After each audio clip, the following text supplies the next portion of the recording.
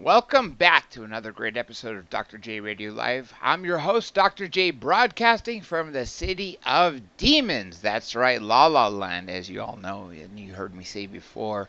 And I'm still welcoming everybody else to give me new names for the city of angels, city of demons, weird California, whatever fits their needs. I just would love to hear it all. Anyhow, we are broadcasting on 107.7 FM New Orleans, Louisiana, which is UPRN, as well as Deprogrammed Radio in the UK with their terrestrial affiliates in London and Leeds, iHeartRadio, Spreaker, and all the other affiliates globally, folks, globally. And I also do encourage you folks to pay attention to YouTube because that is the only chat room that I pay attention to. And that's the only place that if you have a question that I will be able to see it as opposed to writing it some other chat room. With that being said, today we're doing a historical show on a very important person who had a very mysterious end that's still being debated to this day. Literally, it's going to be 100 years in 18 years. So, 82 years? That's a long time. With that being said, folks, I'm sure you've already seen who the topic is about. It's Amelia Earhart. And we have on for you the historian about her, the one and only Mr. Douglas Westfall. Douglas, welcome to the show. Thank you, Dr. J. I appreciate you saying so. Well, let's go back before the mysterious disappearance. What got her into aviation? In that era, if you were a woman, you pretty much stuck to the kitchen and, with children. Exactly. Amelia moved with her father to Los Angeles in about 1920, and they were living here. And there was an air show at Long Beach. There's a little town called Willowville. It's a whistle stop on the old red car line. And they came there to watch an air show of airplanes. The Aero Club of Southern California, who knew there was one, was flying in that December, and they had scheduled races, and most of these pilots were left over from World War I. Well, there was one guy offering rides at Dougherty's Airfield. And for $10, you could get a 10-minute ride in an airplane, and Amelia talked her father, Edwin, into doing so. Now, $10 then is pushing $100 today. That's incredible to be able to drop that kind of change just to have your young daughter go flying in an airplane. But she did, and it changed her life forever. Very, very shortly, she went up to the Southgate Bell Gardens area and bought her own airplane on time, renting it out so she could help make the payments on the aircraft. She took a handful of lessons. That aircraft, by the way, we were talking about it before. Let's tell it for the public. Oh, the Electra, right? Okay. No, this is her first plane. She had several. This is a Kinner Airster. And she bought it in his hangar, and then eventually they moved over to Downey, where she took her lessons from another woman pilot, Netta Snook, and from there she learned to fly herself and flew all over, landed at where LAX is today. It was called Mines Field, and eventually crashed that plane and bought another one right thereafter. Nothing is going to stop this girl. So she ended up with two Kinnar biplanes, if you can imagine. It had 3 pistons, but it was labeled as a trimotor, as opposed to having 3 motors, right? And everything went uphill from there. She just continued on flying around and gaining reputation. Obviously, her first noted flight was being a passenger as she flew across the Freedom over the Atlantic Ocean. But it changed her life. She became a noted aviatrix. What year did she cross the Atlantic as a passenger? Oh, boy, that would be 29, I think. So really, in the very early years of aviation. Yeah. Very much so. She flew an autogyro. That's the thing with the propeller on top that doesn't have the motor, but the one in the back pushes you forward does. And she flew that thing at 181 miles an hour. It's the highest speed record at that time, and that was 1930. It just continued on. She kept going and gaining reputation. She finally did her own solo flight in a Lockheed Vega. That's a small red plane. It's actually in the Smithsonian Institute. And she flew from Newfoundland to Northern Ireland. And that made her an international celebrity. She got a Distinguished Flying Cross, first woman to receive one. I mean, this is an incredible woman, and of course she shortly after married her husband George, and most people consider it largely a business relationship. He had been a part owner in Putnam and Sons Publishers. But at this point, his whole job was promoting his wife, Amelia, and they moved up to the North Hollywood area. And so they're living literally in North L.A. and promoting Amelia to fly around the country, which she did again and again and again, breaking. She had 16 records before she disappeared. Now, what made this final flight so extreme? I mean, she had 16 records. What was the 17th record she was trying to accomplish? Well, to fly around the world, but basically they were broke. They lived in Toluca Lake up against the golf course. They entertained all the time. I'm talking David Niven and Bing Crosby, and they were broke. All the books were gone. All the sponsorships were gone. All the tours were over. All of the signings, everything. And so consequently, here we are in 1936, and honey, we got to figure out something to do. Let's fly you around the world. So George got everything donated, from the aircraft to the fuel to the crews to everything donated to get this thing going. And of course, the plane was her Lockheed Electra. And this isn't just the Electra. This is the one with the big engines. This is the one that has the engines that will climb trees. And we're talking 600 horsepower each. Wow. And that's a lot of engine for a plane that's not 40 feet long. Yeah, seriously. I mean, the plane weighs 6,000 pounds. I've driven cars that weigh more than that. That's right. And so, this is an incredible opportunity. At the same time, flying around the world, you're going to foreign countries, you're dealing with different environments, different weather patterns. It is not just an easy hop around. And of course, they promoted the heck out of this thing. I mean, she was welcomed in so many countries by professionals, prime ministers. There's an aero club in Dakar, Africa, who knew, and they had a special banquet for them, for she and her navigator. I mean, this is an incredible flight for this woman to take on like that. And believe me, if you're ever in an Electra, there's one at the Atchison Museum there. It's noisy. It isn't like flying commercial today. And of course, they had, they can't reach the altitudes that we reach today. There was no pressurized cabins or anything like that, right? Right. That's correct. Recommendation even today is 10,000 feet maximum on an aircraft without pressurized cabin. The plane did have a ceiling of 19,000, but you'd be absolutely crazy to take it up there. You could pass out. I mean, I've been at 11,000 feet and gotten headaches from it. So as a skydiver, right? To go that high, you're never going to do that. She probably never flew more than 5,000 feet elevation her entire trip. There'd be no point.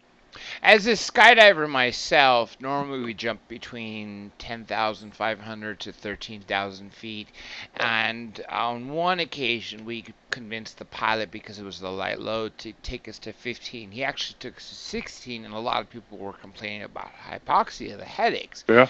The only other time I jumped higher than that was at 22,000 feet, and it wasn't a halo jump per se, because I didn't have oxygen in free fall. You had oxygen on the airplane. I had literally just a nose tube, and then you removed it, and then just had an extra, several thousand feet in free fall. But yeah, I totally understand when people are talking about hypoxia, the higher you go up. Oh, definitely. You've lost, between sea level and 10,000 feet, you've lost probably a third of the oxygen in the air itself. It's scary when you think about that. And then now you're flying an aircraft. So no, she stayed pretty low for the most part. There's no reason to gain elevation until you're going up above 20,000, because the air friction's about the same. Yeah. You're not gaining any value, so there's no point in doing that. So, no, she stayed about 5,000 feet for the route and did very well, flying around. She actually had to fly around Arabia instead of across it, because they had asked if they could fly over, and they said no, they didn't believe women should fly. Here's a question from Nicholas Cashmore here. How did she use the washroom while flying? Use the what, sir? I'm sorry? The washroom, bathroom. Oh, well, I know the son of her mechanic, and he told me they built a special wooden on-rails porta potty, if you will, underneath the pilot seat, so she could slide it out and use it there. So, and we all know that women have a bladder the size of a teacup, so this is a frequent. Yeah, very frequent. Yeah, very frequent. But and her last flight was over 20 hours before she disappeared, at least from the radio calls we have. And so consequently, that's a necessity. And as far as we know, her navigator never came forward to fly the plane. He may have come forward to help, especially when they got near the end of the flights and whatnot. You're talking about for the most part, he had Fred a navigation Newman, table right? in the back. I'm sorry, go ahead. Fred Newman, the navigator, right? Noonan, yes, Fred Noonan. He was early 40s. He was the top navigator in the country, had just left Pan Am to start his own navigation school, and then found out that he was going on this trip. He was up in Oakland. Now, so this started in LA, I'm assuming, where she took off, like you said, it was Minesfield before it became LAX? Correct, but she left from Burbank Airport because it was only a couple of miles from her house. That would make sense. So what was the route that she, successfully got to each checkpoint, for refueling, etc.? Well, technically, her start and end point is always Oakland, and so she literally got in her plane, flew to Oakland, flew back to Burbank, and then went home for the night. And then got back in the next day and started flying across the country. And her first stop is Tucson, Arizona, where she has an engine fire. Now, this is the second world flight attempt. The first time she had flown from Oakland to Hawaii, and on takeoff, ground looped the plane at 60 miles an hour and virtually destroyed the undercarriage. They had to bring it back by ship, rebuild it. And that 45 days later, they pumped another $40,000 in it and multiplied by 15. And yeah, I was going to say, now it's ready to go in May. Yeah, considered of what's today with the inflation. Yeah. Right. No, there's a scale we developed. You just subtract the 2 years, divide by 5, and that's your multiplier. It works all the way back to about 1890. It's pretty accurate. Anyway, so now this is her second attempt, and she takes off from Burbank, goes to Oakland, comes back to Burbank, spends the night at home, then gets up and goes to Tucson and has an engine fire. And after they get that cleaned up, replace the wiring, they take off and the next day and fly to El Paso, Texas, where they run into a sandstorm. And it's loading up the engines, and they're starting to fail, so she gains elevation and ends up flying all the way to New Orleans. Wow, this sounds like it's been a doomed trip from the get-go. Well, we're not done yet. Now in New Orleans, she gets up and flies to Miami and does a touch and go in the wrong airport, and then goes to the correct airport 5 miles away. And when she lands, it's a hard landing, and she cracks one of the wheel struts. Ooh. So between all of these antics, it's kind of like a big billboard that says, maybe you shouldn't go. Yeah, seriously. I mean, and yet she had no other incidents other than a gauge, rebuild of the engines, replacing the engines, all the way to the remainder of the flight until she disappeared. There wasn't another incident on that particular aircraft. But just getting across the U.S. alone was obviously an issue. What months and then she flew down to the hump in Brazil. And I'm sorry? What months of the year did this start in? I'm assuming. Well, she left summer. on the 20th of May in 1937. Okay, good. So it was good weather. And by generally. July 2nd, today, she has disappeared. Ooh, wow. And so she, it's that simple. She literally graduated from high school in 1916 and was missing 21 years later. That simple. I mean, it was that short a lifespan, if you will, as an adult. And we lost her. And as we all know, America doesn't leave anyone behind. We don't do that. And that's why there's this intrigue and this interest and all of this desire to locate Amelia Earhart, or at least find out what happened. She'll be 122 this summer. Wow. And, take back 82 years, so that would have mean she was, 34? No, she was 39 and about to get her 40th birthday, which is on the 24th of July, but she disappeared on the 2nd of July. An interesting fluke or coincidence, if you want to believe in that. The Japanese technically began World War II 5 days after Amelia Earhart disappeared on July 7th of 1937 when they attacked and bombed Beijing, China. Wow. Which ultimately is why our government put restrictions on Japan and sanctions, which ultimately resulted in the bombing of Pearl Harbor. They weren't trying to start a war; they were trying to keep us out of their business. There's a question for you here. This is from Robert Golden. It says, can you ask him if she had a throttle control like cruise control, something to hold the throttle while cruising those long hours? Yes, and there is a sort of autopilot that will keep the trim steady. So in other words, if you get it to elevation and you have the throttle set, you can connect the autopilot, and it will allow you to just simply steer the plane with the wheel. She had a wheel, not a stick. So you don't have to play with the rudders. You don't have to deal with anything unless you hit updrafts or some kind of wind problem.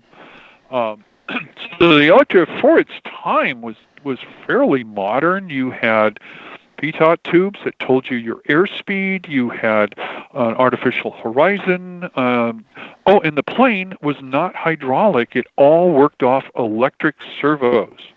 Underneath the passenger compartment, there where the little walkway is, are all these little motors that run out into the wing and the tail and the rudder. And when you turn the wheel, it actually changes the amount of electricity applied to the motor, and it rotates and then moves the flaps. It is a very modern aircraft for its day. So it was basically all electrical. Wow. So now this is, again, all powered by the fuel, this internal combustion system that's powering the electrical systems as well. Right. And she had generators in the engines, but a problem here is the airplane is 24 volts. Her radio was 110 volts like we have today in the wall. So they had a generator coupled to a motor underneath the co-pilot seat. It was called a dynamo, and the motor ran the generator to change the 24 volts into 110 volts to run her electric radio. And that radio had tubes the size of Coke bottles. I mean, we're talking something that'll draw as much current as my house does today. Wow. So, huge. Well, I interviewed the guy that put in her radio and wired her thing, and he said, if the engine stops you've got between 10 and 15 minutes before that radio would suck the batteries dry. Now, what do we know that happened, say, June 30th and July 1st? Where was she at the time? What was the last the radio, the time she radioed into a tower or an airport and said, okay, I'm passing here? Or did she land someplace in that time? Her last stop was in Lae, New Guinea, which has become famous, if nothing else, for that, although we did fly World War II bomber planes out of there. Prior to that, her previous stop was Darwin in Australia. A couple of stops earlier, she had her engines replaced. I talked to the son of the guy who did it, and also the mechanic that went with him. So I have eyewitness proof. But and you don't want to put too many hours on an engine. You're supposed to pull an engine down and rebuild from the crankshaft up every 600 hours. I mean, you don't want to just keep running an engine like that. And she has two of them. And so here she is at Lae, New Guinea. She's got 2,550 miles to go, and there is not one runway between the 2 points. There's a few islands. Just water. But there's no place to land. Jeez. There's two questions, and then I want you to continue this because I'm very interested on those 48 hours. Okay, I'm going to read them in reverse order because what I ask is for people, please write your questions in caps. That way that's why I'm asking the one in caps first. This is from Lasha Senyak. Is it possible her plane shorted out and she fell into the ocean?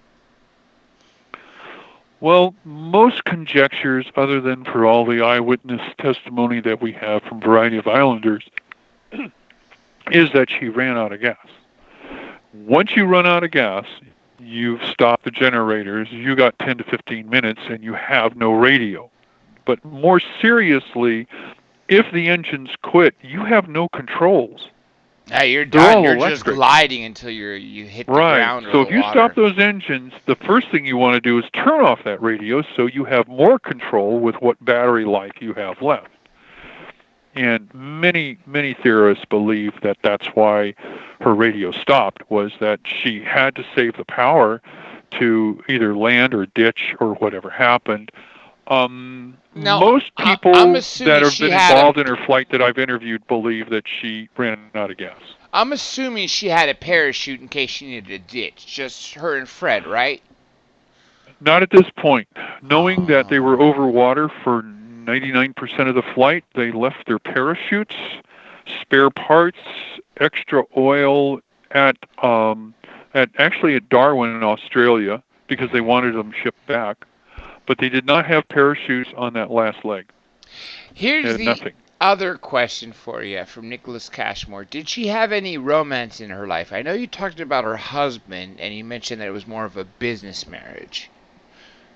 Most people believe that, and people I've talked to that knew them said the same thing. They would occasionally arm in arm, that type of thing, and would be seen at different events and going to the beach and doing that, but there was never any closeness in that.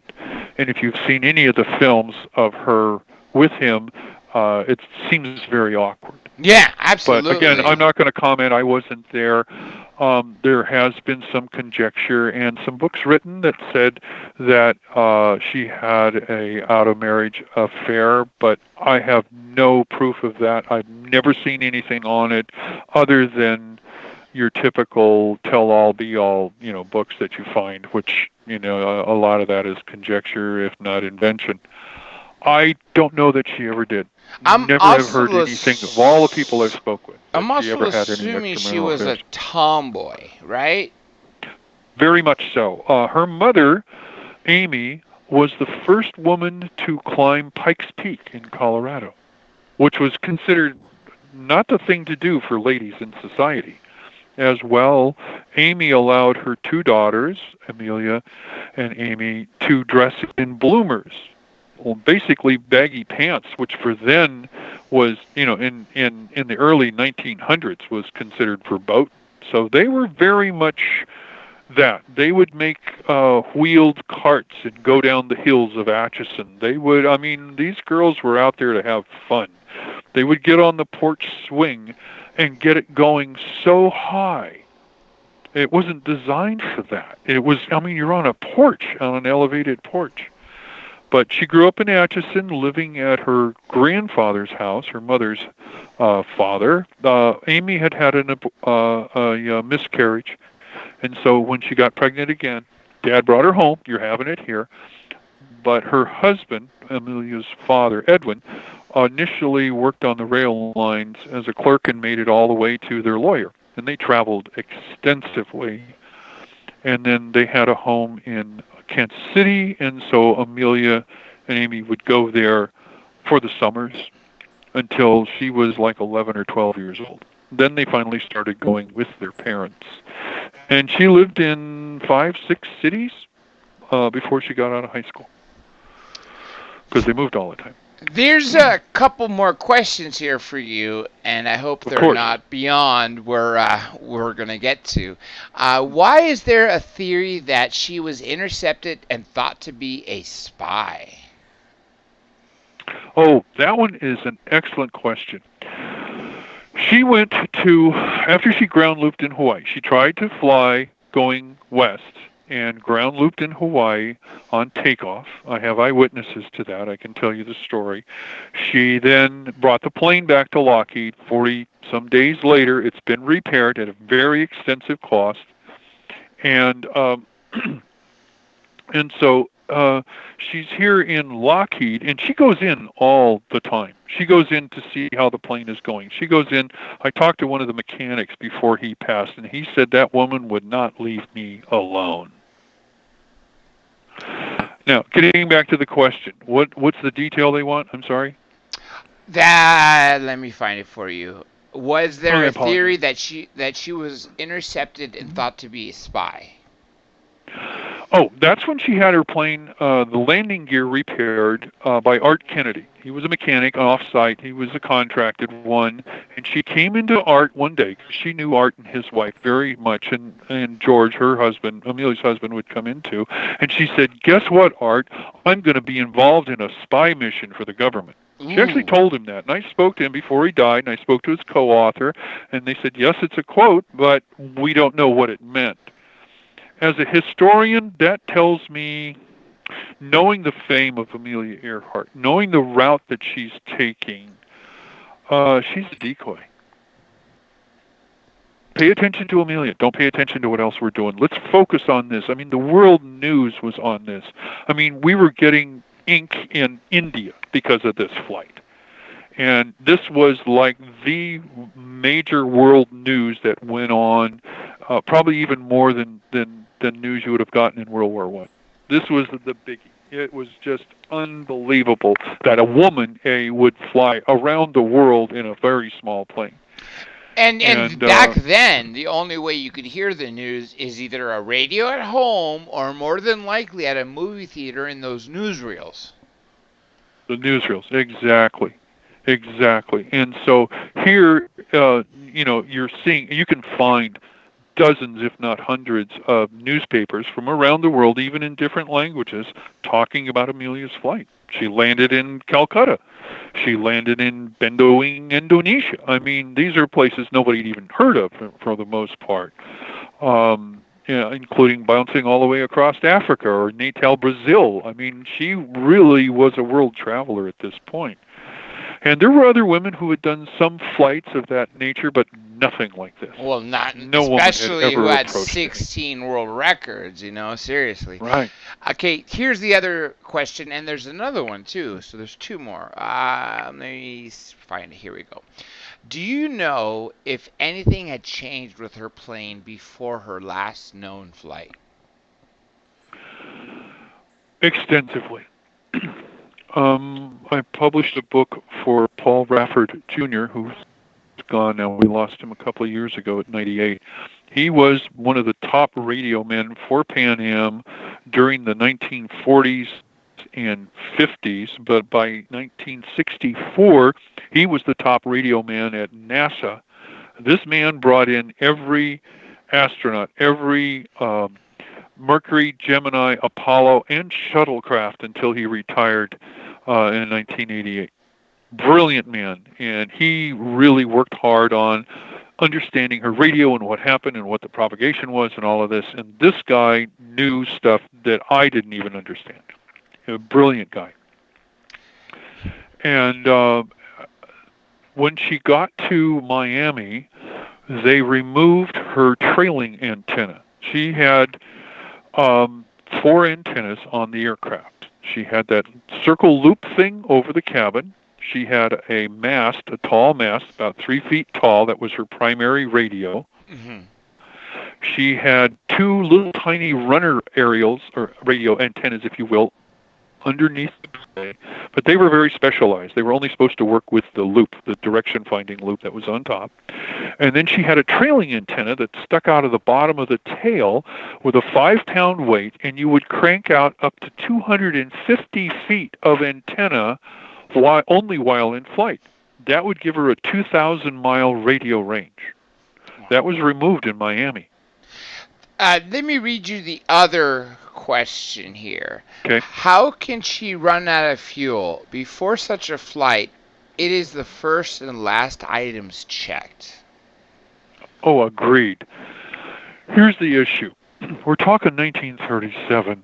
The British Admiralty Manual for the Pacific didn't come out till 43. I have a copy. The hydrology and air records from the United States didn't come out till 42. No one knew that there is a constant up to 30-knot westerly wind over the Pacific. She's flying into a 30-knot wind. So instead of doing 150, which is your optimum cruise to save fuel, she's only doing 120. Yeah, going against the wind, yeah. Yeah, so we've lost 30 knots of speed, but we're still burning up the same amount of fuel. Now, she has pitot tubes. She knows her airspeed, but how do you know ground speed? Good point. See, in World War II, a guy would fly way ahead, drop an ink pattern on a blob on the ocean, and they would time how they went over so they knew what their actual ground speed was. But unless you're over the ground, you can't tell. And so they did not realize that they were up to 2 hours late. And flying that aircraft into a wind like that burned up all the fuel. She was only supposed to fly 2,500 miles. She flew well over 3,000 if you calculate it out. Now, and I know that she didn't carry a full boat of fuel. The plane was way too heavy. It was way overweight. Here's another one for you. How does she stay warm while flying? Because even 2,000 feet, let alone 5,000 feet above ground level, you're going to feel cold. Especially if you got the windows open. I assume she had the windows open, right? Because that's a low enough altitude where you could have a window open on a plane. She had opened the windows, but only when, as far as we've read, that she's only when she's around 1,000 feet, so she can lean down and look out. Although she's seen mostly in that leather flight jacket, she did have a fairly thick sweater, which you've seen in a few photos of her. But at the same time, it's July. Yeah, so it's a not hot like we're time. talking winter anywhere. And the only time she dips below the equator is when she's in Brazil. As soon as she hits Dakar in Africa, she's back up above the equator. And Australia, and flying right? The equator, of course, is going to be warmer than any other place. True, but even when she dipped to to Australia, as you mentioned, right? That would have been close to northern that's tip. Her winter. Go look at a map. Northern tip of Australia. There's a point that comes out that's called Darwin, and it's the most northern point on Australia, which means it's the closest to the equator. So she's still in the equatorial boundaries. She's not that far down, and so it's warm weather flying for the most part, and in a couple of places she ran into some storms, not really monsoons, but some good storms down there, and but it's all warm. It's all warm weather environment. So there wasn't a lot of risk in getting cold unless she got really high. And again, the highest she ever flew was probably 5,000 feet. Some say 10, but there would be no point. There's no gain to an aircraft. You don't reduce the amount of air friction at that level. Not really. Not for that aircraft. So the day that she left New Guinea, what time, that was the the 1st or the 30th? Well, let me pull up the record for that. She left Ley, New Guinea, which was supposed to be like an 18-hour flight, and she's already at 20 hours and has not made it yet. Again, she's crossing the international date line. She's flying against the sun. Okay, and so we're really looking. Yeah. Yeah, she's flying against the sun, which, of course, if you know anything, when I wrote my book on jet lag, it's much easier to fly to Japan than it is to fly home. You're going to gain so much jet lag flying home, flying west, if you will, which is what she's doing. From the westerly winds, yeah. Right, yeah. Just well, it's a time change. When you fly with the sun, I've flown nonstop from Frankfurt to Los Angeles, and I'm tired, but I feel okay. I don't actually feel like I've been, drugged down or anything. And so the direction change, and again, there's a lot of conjecture about that, but the direction change really hurt the flight itself. And so it's July 2nd all the way. She's in July 2nd, she's leaving, and she's got hopefully an 18-hour flight ahead of her. And the wind was maybe 8-10 knots at that point. I mean, we can do this, right? But once she gets up and gets going, now all of a sudden we have a problem because she's going into a headwind that she doesn't know about. The airspeed says I'm doing 150, we're good to go, but she's really only doing 120 knots. Here's 3 more questions for you. First, I must have opened up the... Yeah, really. We opened up the can of worms, and obviously you could tell that this topic is still very alive today. Very much alive. Oh, it's wonderful. It's wonderful. Yeah, I like hearing from everybody because everybody's got an idea that they can contribute. Okay, first one of the 3 so far is, what was the weather that day? Is it possible her plane was hit by lightning? She had clouds scattered on the horizon going into the island that she was trying to land at. That's Howland Island. There's still conjecture that she never got within several hundred miles of it. We have no proof. We have nobody saying, oh, look, there's the plane, because there's no islands or anything for the last 650 miles. Nothing. And so unless you got a boat down there and happen to be at the right place at the right time, you are not going to see Amelia Earhart flying over. Again, there's not very many planes in the South Pacific at that time. At that time, yeah. Before Pearl Harbor, that's right. Right. Oh, yeah. So we don't have any other military stuff out there at all. I mean, there's nothing. We had a ship called the Ontario, which was positioned kind of between Ley, New Guinea and Howland, but the radio frequency that he had didn't match Earhart's, so he couldn't have even heard her. Here's if she radioed to the him. next question, which is actually going past the timeline that I wanted to talk about. Sure. I'm just going to ask it anyhow. This is from Palio Savaggio. I hope I said that properly. What was to be gained by her death? You mean if she got captured and killed, or just why did we allow a woman to fly around the world and potentially die? I think the inference is intentional, assuming that's what it was. The biggest theory on that is that she was captured by the Japanese and taken to one of several islands. I have read and actually talked to military who have interviewed islanders going back to the 1940s, which is obviously more accurate than interviewing somebody in 1960. And they all say there was a white woman and a white man. They all say that she had short hair, and they'd never seen short hair on a woman. They all have this certain style to it, but there's no proof it's Earhart. Nobody had a pin-up picture of her. Nobody had a way of knowing. Many people did not know there was a flight in progress. They had no idea. She just showed up. Especially outside the U.S., right? Right, exactly. No, and we're talking the Pacific, which is a series of scattered islands. Polynesia is everything pretty much west of the international date line. Melanesia is everything south of the equator and east of the international date line, and Micronesia is everything north of the equator and east of the international date line. And that's because there's different peoples populating those islands. That's where it comes from. And she stayed in the southern quarter, if you will, of the Pacific until she crossed the international date line almost at the equator. And the island she was going for is only a few miles east of that, but we know she never made it. In fact, I know the radio man, chief radio operator Leo Bellerts, who actually walked out on the deck. I have his audio interview that his son did in 1973, and he said, she was loud, I could hear her, I walked out on the deck, but I never did see her aircraft. Now, here's a question that's directly towards you. Douglas, what started your passion for her? This is from Nicholas Cashmorgan.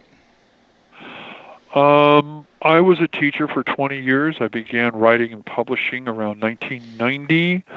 I was at a friend's house who I'd known for 20 years up in Santa Maria, California. And he says, I want you to come up and spend the day because you're a historian, and I want you to listen to these guys. And in walks Elgin Long, who wrote one of the most famous books on Amelia Earhart. We got a phone call from Fred Gorner, who's a newsman who actually went to Saipan and tried to prove that she went there. He was in San Francisco, and he was quite ill at the time. Ralph Story, the newscaster from L.A., was there. I mean, I'm sitting with a bunch of incredible people, half of which I don't even know yet, who are deeply involved in the Earhart mystery, and this is 1993. From then on, it was dealing with people and connecting and finding elements, and Elgin introduced me to people. Some of the other people that I met there introduced me to other people who finally, in 2003, we published our first book on Amelia Earhart by Colonel Roland Rennick, who had been on Saipan. And he really believed that, in his theory, that she came back under a witness protection program of some sort and lived it out in New Jersey. And he wrote this entire book, and I said, you've got data, it does align. I never step into anybody's theory. I have no axe to grind, and I published his book. And since then, we've released a total of 10 books on Amelia Earhart. And so it was 10 years from the time I sat with Elgin Long until I actually published a book. And we all kind of waited for Elgin to publish his book, and that took years. And so this is probably 3-4 years after Elgin published, and I finally agreed to publish someone's book. And I have published a couple of other theorists' ideas, all different answers to the problem, and then we've done other books on her life. You know, when she had her car that she won at the Detroit Auto Fair in 1932, that actually sits in a window over here about a mile from my house. And we took it to Atchison for the Amelia Earhart Festival last year. Now, let me go back to, so she leaves New Guinea, right? And there is pretty much nothing but ocean until, what was the next destination she thought she was heading to? Well, she crosses the Solomon Islands in a small island called Buka.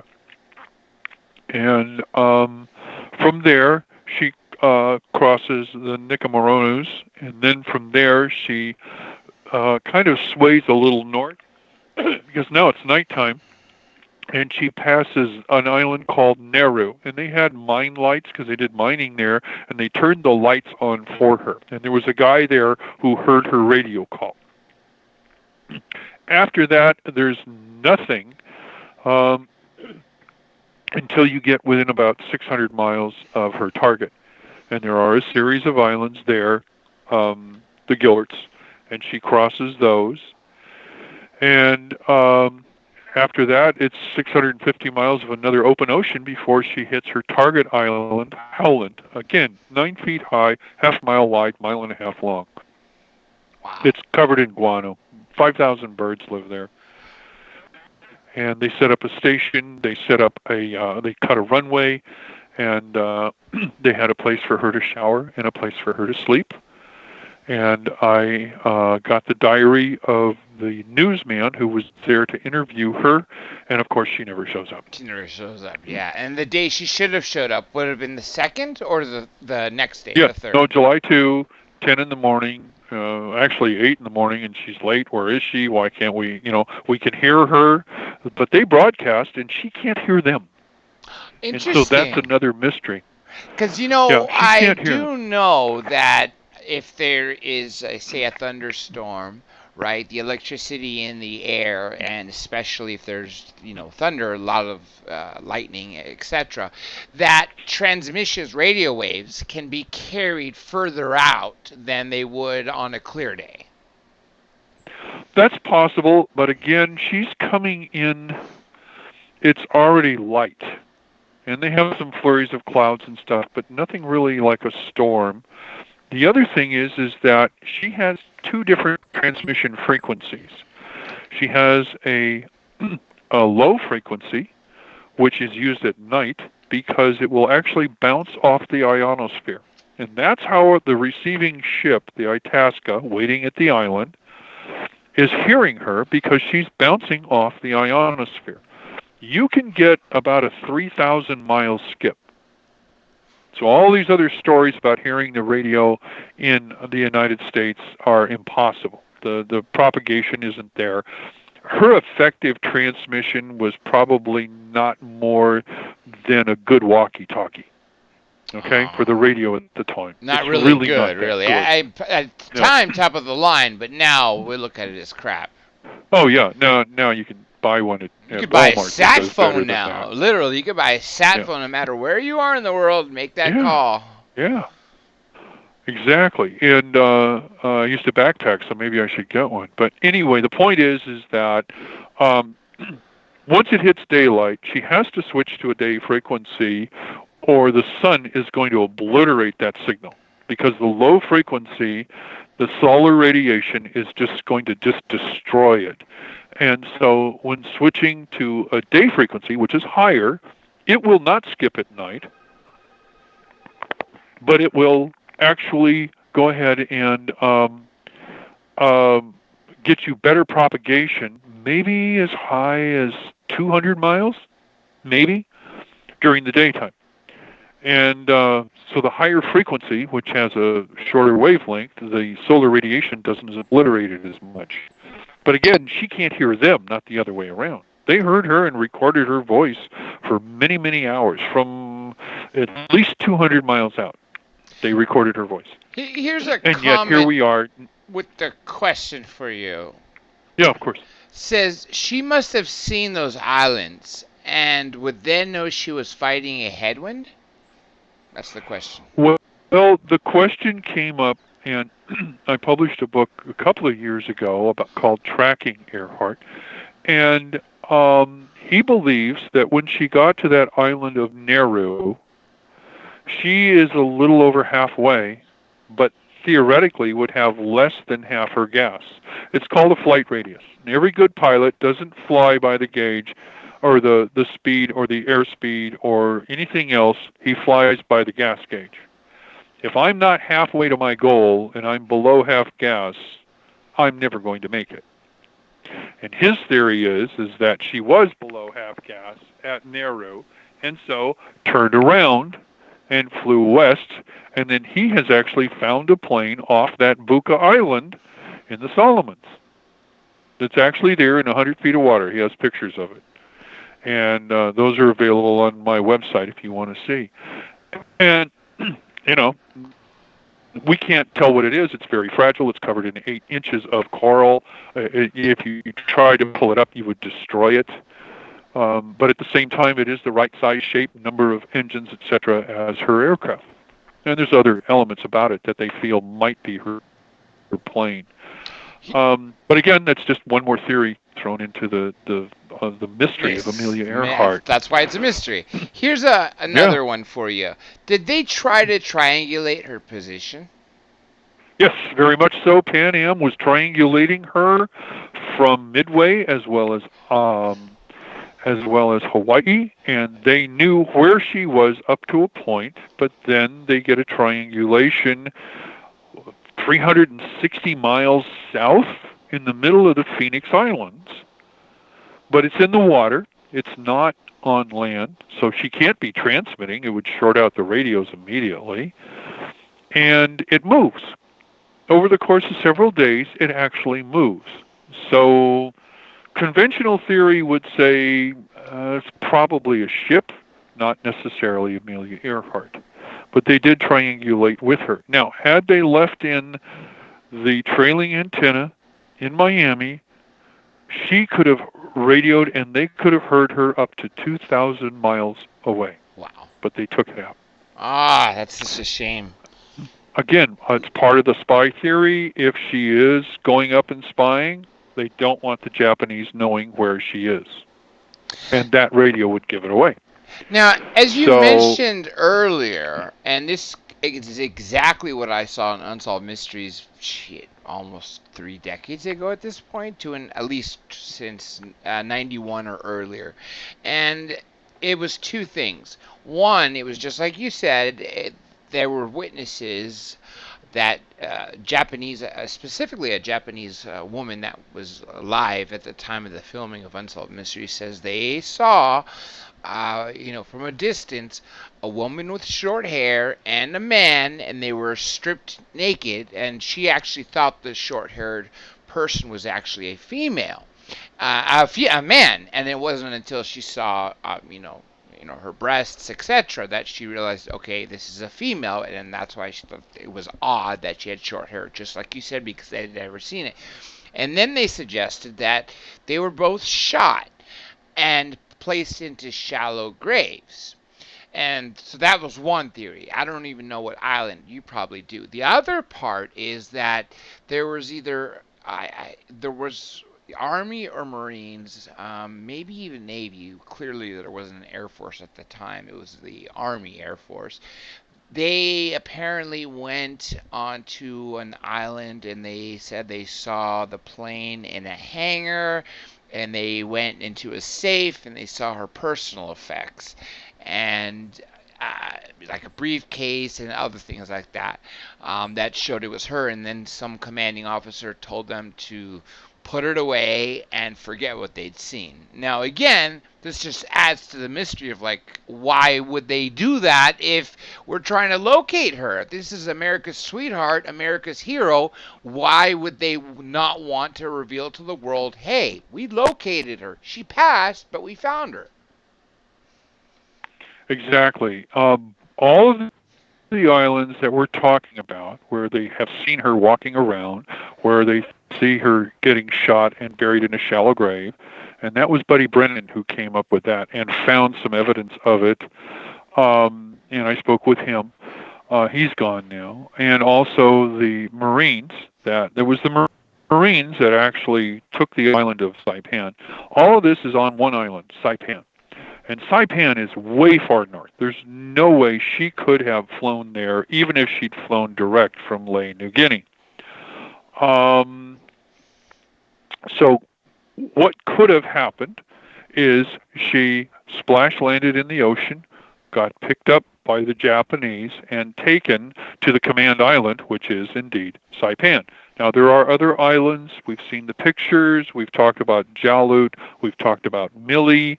We've talked about Roy Numar. These are all islands that are on the way towards this island, but the island where supposedly the shooting took place, the jail that has her initials inside still carved there, and where the Marines saw the plane, were ordered to destroy it in the hangar. I actually have a photo of the hangar. I know the son of a clerk who was there on the island and took pictures of all these, not the plane, but of the hangar itself. Oh, so it was destroyed. I actually forgot about that. No, they destroyed it and buried it next to the hangar. I have pictures. The man that recorded Mancini, or Martini. He's in L.A., and he recorded these Marines. He's been there, and he has permission to go back and dig on their airport now where this all took place, and I've given him the coordinates, the maps, and the aerial photographs to be able to know exactly where he should be digging, according to this testimony of the Marine, who is now gone, unfortunately. Again, I published that book in 2003. The guy said, "Hey, the woman came back. She's alive. It's Amelia." And looking at all the evidence, looking at everything I've seen, if there's a spy mission, Amelia's the decoy. So who's the spy?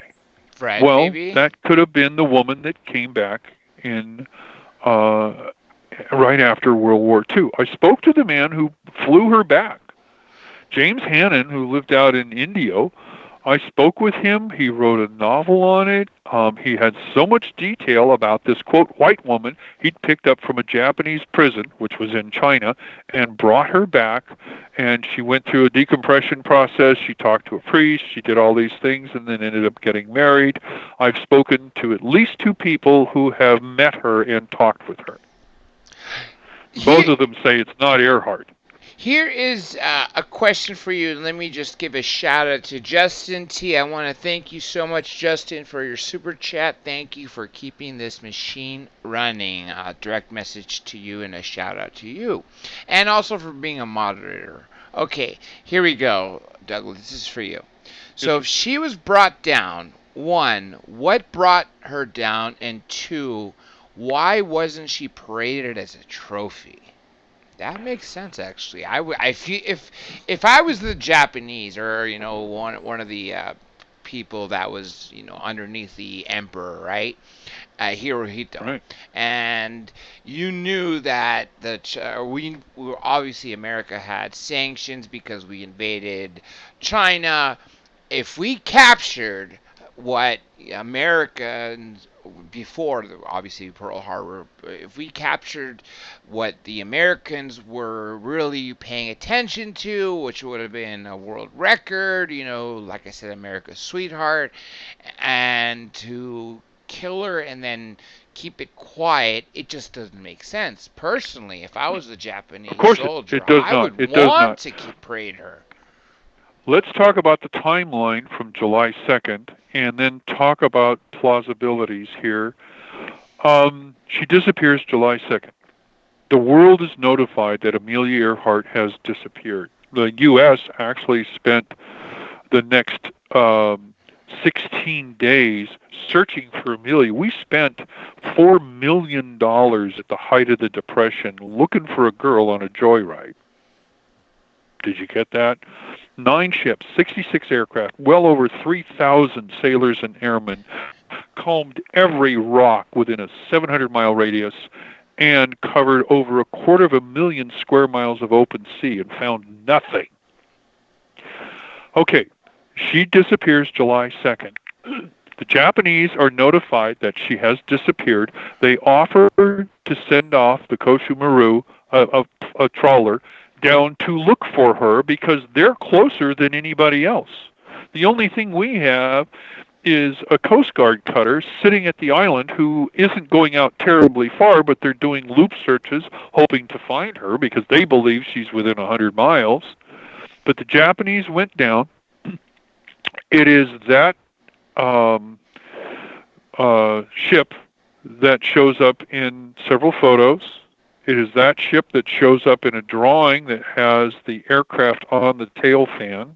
It is that ship that has Bill Von Amron, who is a medic, who says he had to take care of a white man and a white woman who had been injured from a plane crash, quote unquote. Now, who are these people? Is this Amelia and Fred? Are these spies? Are these lookalikes? Who are these people?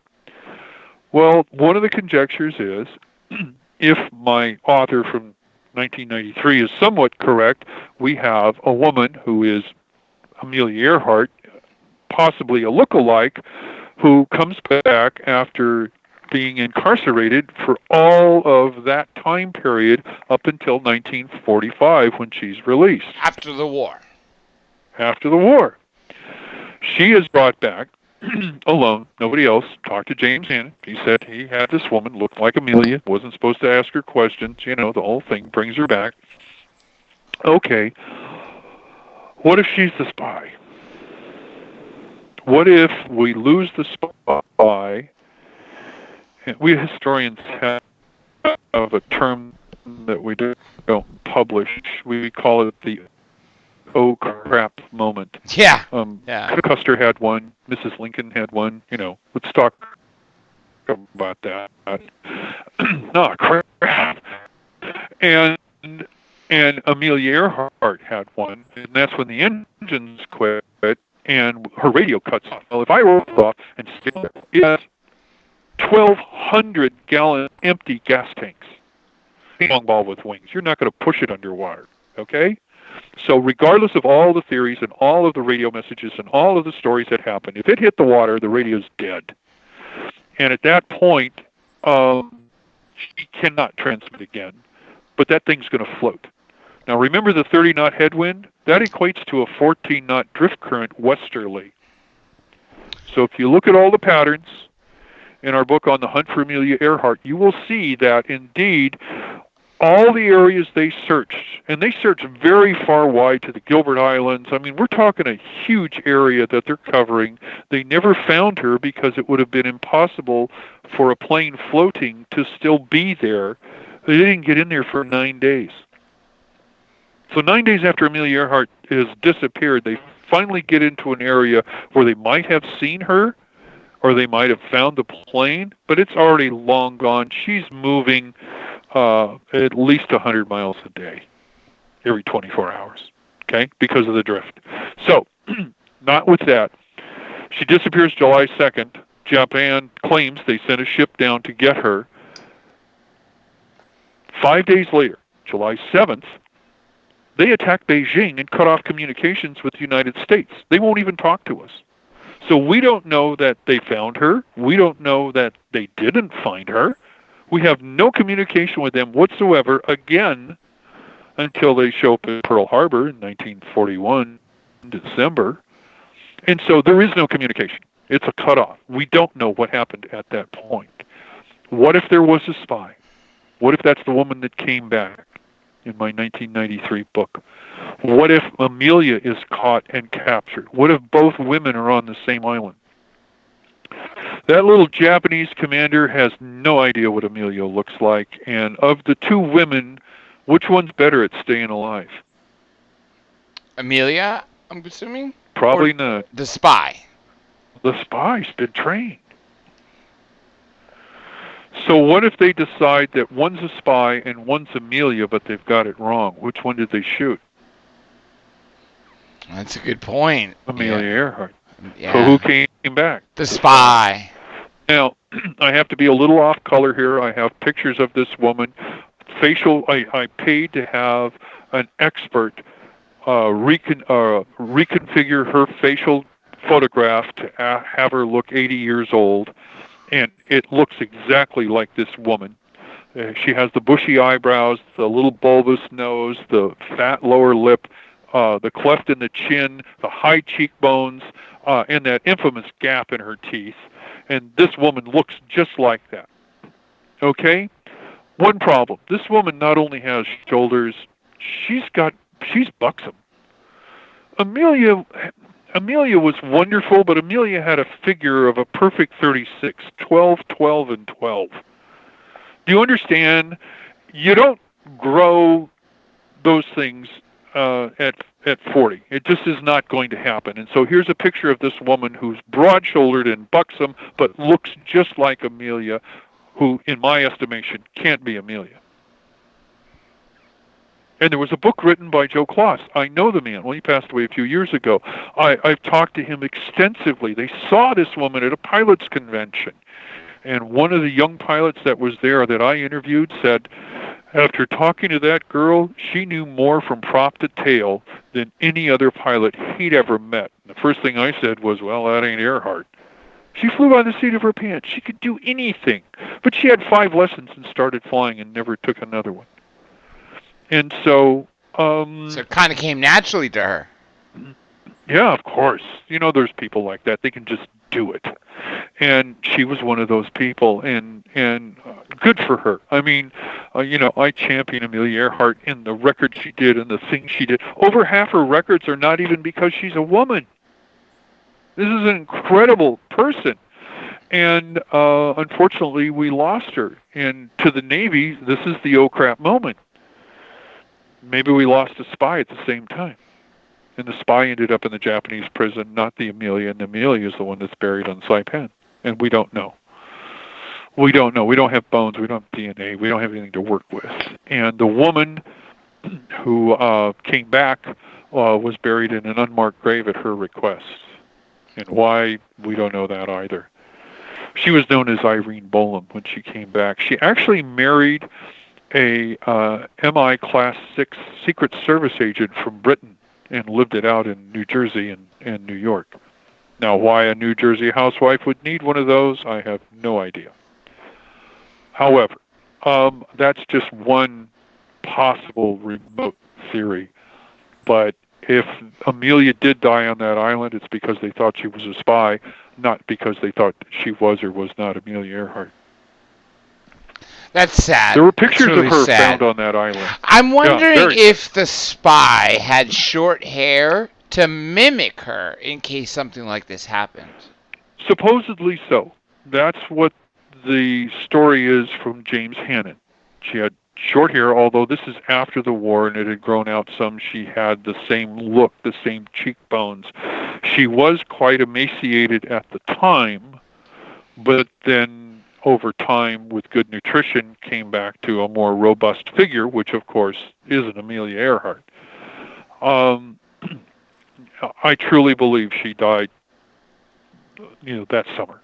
Whether it was in splashing in the middle of the Pacific and passed away there, or whether or not she died on an island at the hands of the Japanese, or just got stranded someplace. There are several theories that she flew up to 350 miles off track to look for other islands. And I don't believe that. A, she didn't have the fuel at that point. B, a good pilot doesn't fly off looking for islands they don't have charts for when they can't find the islands they do have charts for. Here's another... This seems a really crazy thing to do. 2 questions for you. Didn't someone find a woman's shoe and a freckle cream bottle on an island? They found a shoe, but it wasn't a woman's shoe. This is the tiger theory. I've spoken with Rick Gillespie, and on several instances, I give everybody everything. They need a map, they need a photo, they need an interview. I share it. I don't hold anything back, even over time. I share everything right away. And he believed she flew 350 miles perpendicular to her flight path after she'd announced that she's almost out of gas. And crash landed on an island, and the island was called Gardner Island, now called Nikamororu. What they don't bring up is that there was a British magistrate there over the time, several British magistrates running a coconut farm with up to 100 islanders over a quarter of a century. Likewise, during World War II, the U.S. put an Army Loran station, long-range radar station there with huge buildings, generators, and 30 Coast Guardmen who lived on that island through the end of the war. And as we all know, men, when we're done, we clean up when we go, right? Yes. So to find a piece of glass that matches a jar that once had freckle cream in it means nothing, because glass manufacturers make jars and people buy them and put different things in it. It could have had peanut butter in it. There's no guarantee that's what was in it. They just found a shard that looks like this particular jar. Secondly, the shoe was pretty much, it was a heel, and you can't really tell exactly what it was, but it was a shoe of that era, but it could have been from one of the Coast Guardmen. thirdly, prior to World War II, bones were found there. And they were shipped off by the British magistrate prior to 1940 to Fiji, where Dr. Hoodless and another medical examiner looked at the bones. And their report is it is a male of close to 5 foot height of Polynesian descent and the bones had been exposed for well over 20 years. So that isn't an Earhart. Now, the Tiger people have taken the same data and given it to a forensic scientist here, retired, who claims it is now a woman, closer to 5'8" in height, of European descent, and the bones were only out in the air for 2 years, maybe 3. But they don't have the bones. All they have is the report. And I've asked for a copy of the report. It is signed by Dr. Hoodless, and I've blown it up. And the report I was given is written in a font, not handwriting. So the data can't be considered accurate. It's a font. The Royalite script typewriter didn't show up till 1950. How does a guy in Fiji have a script typewriter in 1940? Yeah, they were primitive then. Talk about third there's world. No way. No, and it was supposed to be handwritten. I was told it was handwritten. They said they, quote, cleaned it up. So I can't count on that data. And I've looked at the data that's there, and even with that, it easily could have been a Polynesian individual. Now, the gender is told by the hips. The age is told by either the femurs or the forearm. I mean, there's ways of doing this. You can tell race by a skull, and they have a skull. It's called the ocular measurement. You measure the height and the width and divide the two out. It gives you a number. There's a chart that's been around for over 100 years that tells you what race or even what country, in some cases, that person came from. Wow, of course, after Columbus, everybody got around and I was going to say, if you could identify that it's from Europe, it'd be really hard to identify whether it's in Greece versus, say, France, Switzerland even. Okay. Exactly. Here is, and again, they're just saying of European descent, which of course a large number of Americans now and even in 1937 are. My family got here in 1642 with a 13-year-old Dutch kid. That's not the point. The point is that the data I was shown cannot be relied on because it was typed up. Now, and the Hoodless report was handwritten. Another so question we know that for you. Could be fabricated. Any recent expeditions to locate the plane in the ocean? Is it almost futile at this point to look? I have met and talked with 3 groups, Nauticos, and there was a lawyer from Seattle, and there's another group that went out with Elgin Long. It scared me. The guy's pushing 90, and he went out on a boat. I think that was the Nauticus boat he went out on, and they went out over off Howland Island looking for a plane down below. One plane was discovered like 10, 15 years ago at the bottom with side-bearing radar, but it's not an Electra. And again, how many planes are in the South Pacific in World War II? Here's the issue of finding an aircraft off Howland Island. If you go look at a picture in Africa of Mount Kilimanjaro, it is 18,000 feet high. And if you catch it when it's got snow on the top, that represents the island. Well, where's Mount Kilimanjaro? And you've got 18,000 feet below. I'm sorry? Where's Mount Kilimanjaro? Is that on Howland Island? No, I'm sorry. I'm giving you an example. In Africa, if you look at a picture and you're standing on the ground and you're looking up at the top of that mountain, that's where the island is in reference to the bottom of the sea. It's 18,000 feet.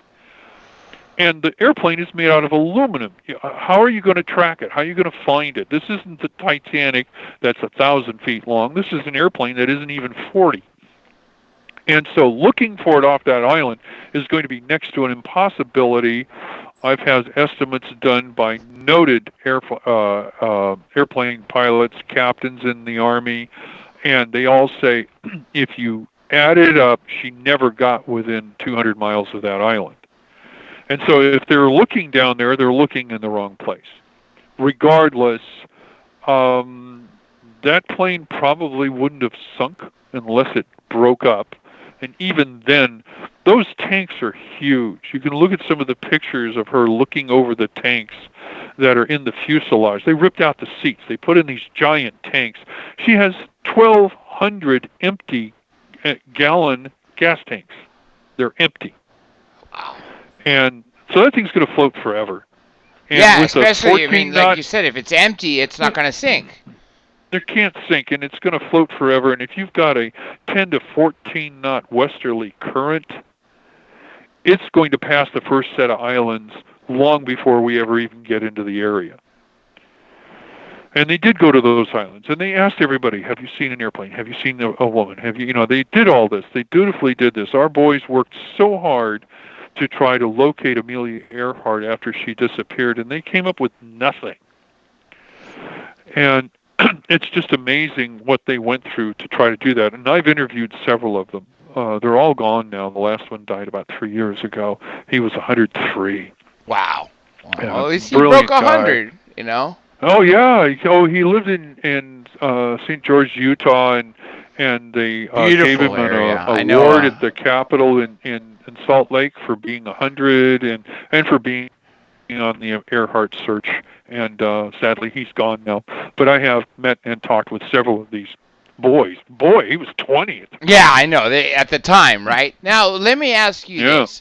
So, she disappeared in 37, and then we know in 39 essentially was the start of World War II for the Europeans, notwithstanding the Japanese and the Chinese fighting. Right. We weren't thrust into it formally until 41, even though FDR was sending weapons and whatever he could to England at the time.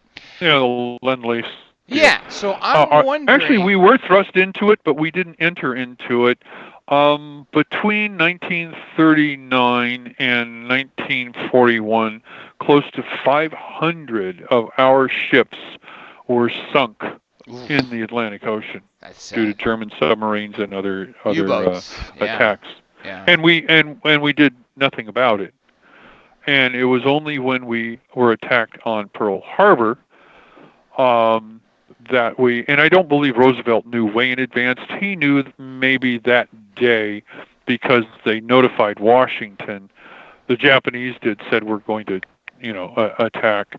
They actually told us, but they didn't use radio to contact San Francisco Naval Base. They used the telegraph and daisy-chained it across. And so by the time the message got to Hawaii, the attack had already begun. Yeah, but because it was somewhere at 7 a.m. or something like that. Right, exactly. And there were 2 waves over the course of 2 hours, and I have eyewitnesses to that as well. But the point is that while Roosevelt knew an attack was imminent, it wasn't days, weeks, or even months before. It was literally hours, and it was the War Department that chose not to radio across country, which probably was a mistake, but 20/20 hindsight. The Japanese always said they weren't trying to start a war. They were trying to keep the U.S. out of their business. And when the oil was stopped from Indonesia, which was owned by the Dutch, the Japanese calculated that they didn't even have 2 years of oil left to run their ships. Wow. That was it. They were out because they were getting all their oil from Indonesia, which was one of the major oil suppliers and still produces a tremendous amount of oil. It's amazing. Nobody realizes that. And so it was, the start of World War II for us was the bombing of Pearl Harbor. It was a surprise attack for those that were on Hawaii. And there were 2 waves, and countless sailors, soldiers, airmen, civilians died. I mean, we're talking thousands. And I have friends still to this day who were there. I mean, their recollection is vivid.